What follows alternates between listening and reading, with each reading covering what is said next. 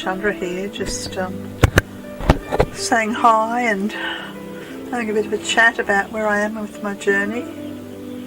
I spent a few days in Alice Springs, 3 days I think I was at the Alice, just resting really and tuning into the vibe of the Alice, enjoying the rain that's been pouring down, bringing the desert to life. Very interesting place, the Alice. People from all over. There's truck drivers passing through, there's locals. I spoke to a man who's lived here all his life. There's the Indigenous people, some who live in town and some who I think come in from the communities out of town. There seem to be a lot of Asian people here. Bought some fabulous Indian takeaway. Yeah, I've just been doing what everybody else is doing really, just tending to daily tasks and getting a feeling of Alice. Yes. One of the things that tickled my fancy this morning was I'd gone to Bunnings for something and there were a couple of Carmelite nuns there. And I thought, isn't it lovely? The Carmelite nuns have a presence out here. Don't know where, but they were wearing their full habit, but very busily off into Bunnings to get it, whatever it was they were after. The place seems to be full of all kinds of interesting people.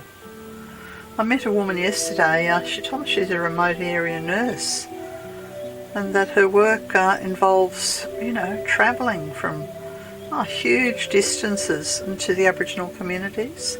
She'd be north of the Alice or west or hundreds of kilometres. Well, she told me that she's about to head south into South Australia, several hundred kilometres, 6 or 7 hour drive I think, and hang a right off the Stuart Highway, the main highway through to Adelaide and off into, 4-wheel drive country. It's going to be fairly challenging work, especially when the roads all turn to mud. Anyway, as I was leaving Alice this morning, there was mist all around the McDonnell Ranges, very sort of beautiful and misty, and then as I headed south, the sun came out and it became quite hot and steamy. One of the places that I stopped at was Stewart's Well, and it's an iconic Australian stopover point, but all focused around the well, with the artesian waters that have been that come up and that bring the desert to life. These wells, I think there are several, at least a half a dozen, 6 or 7 wells all around the Alice. They seem to be very significant somehow to me. This is how the waters of life, they keep the. If it wasn't for this water, you wouldn't be able to live out here. Yes, and I'm sort of reminded of, the changing climate, and we can see it all around us with the, I heard someone on the radio this morning referring to the rain as the Great Deluge, and I thought, how very interesting, the Great Deluge. It's incredible that, for the last week or so as I've been driving, many of the rivers that I've crossed over, they've just been empty, no water in them. But today, for the first time, I crossed the Palmer River. I think it probably springs from up around the West McDonnell somewhere and maybe joins with the Fink River, I'm not sure, I'd have to look it up. Anyway, the Palmer River was absolutely filling up with orange water, flowing fast and bubbling along, incredible rusty orange water. This is from the rain, rushing along the dry riverbed and galvanising life. The desert comes to life. I heard a man on the radio being interviewed as an artist. He was talking about how previously a lot of his artwork had been all sort of ochres and orange and brown, but for the last couple of months, because apparently there's been a lot of rain out here, he's been bringing green and blue into his artwork. I don't recall his name. He was having an exhibition in Melbourne. Yes, Got to be very careful though. I'm driving along and I decide to pull over at a rest area. Before you know it, I'm surrounded by the red dirt that's sort of turned to mud.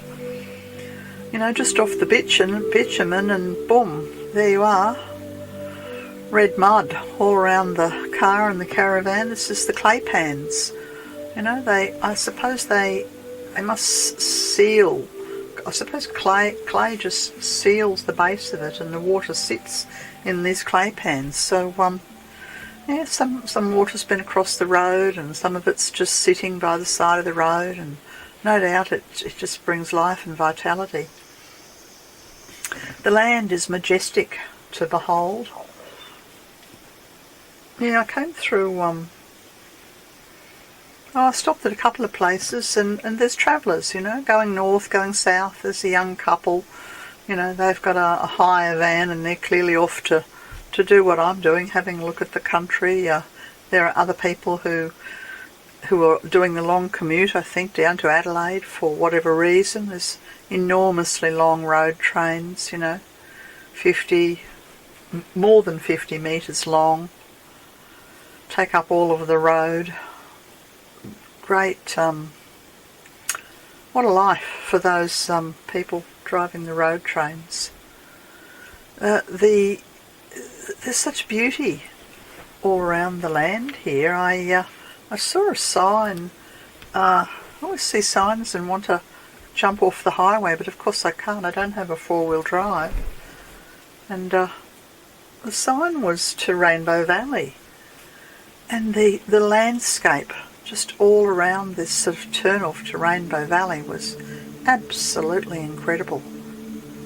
Vibrant and alive and powerful reds and ochres and orange and bright green spinifex on top of this incredible reds and ochres, and sort of, I don't know, if I was a geologist I'd know how to describe it.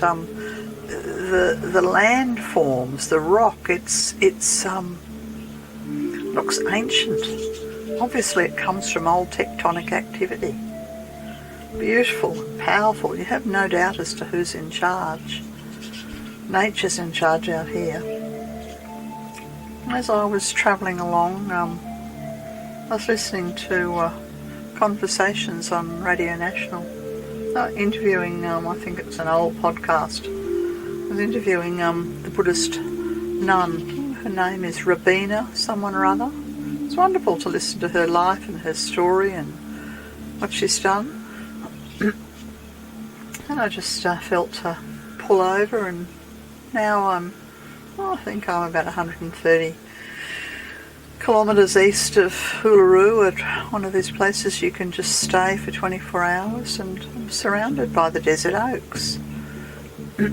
Just red desert everywhere, with this sort of forest of, well, they call them oak trees, but desert oaks, no, desert firs. I've forgotten the proper name now. Yeah, it's very, very peaceful and serene. Anyway, that's me for now. I just thought I'd have a little chat with you. Hope you're having a lovely day. Talk to you another time.